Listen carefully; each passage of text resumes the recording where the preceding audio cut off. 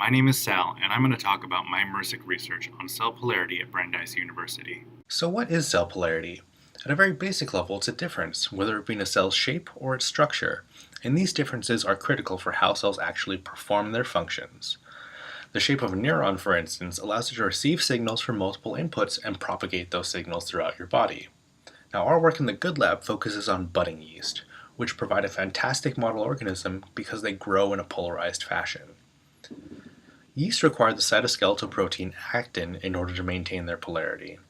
Actin forms dynamic structures that we call cables, which are represented by the green lines here. Now, if you follow one of the yellow markers, you can see that these cables are formed, grow, and disassemble all in a matter of seconds in response to different cellular cues.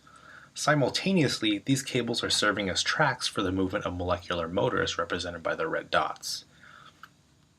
A majority of the experiments in the actin dynamics field focus on the function of one, maybe two proteins together. But the reality is, in a cell, proteins don't exist in isolation. There are hundreds of proteins involved in assembling and regulating actin cables.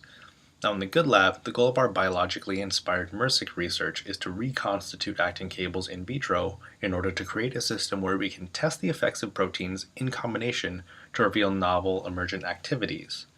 We can then devise new combinations of these factors to create synthetic materials with very specific properties that can even change in response to their environments.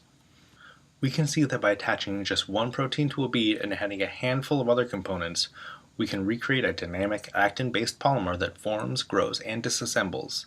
This is a powerful platform to launch into testing how hundreds of other factors function in a complete system and test theories and models that have been developed in collaboration with other MRSEC labs at Brandeis.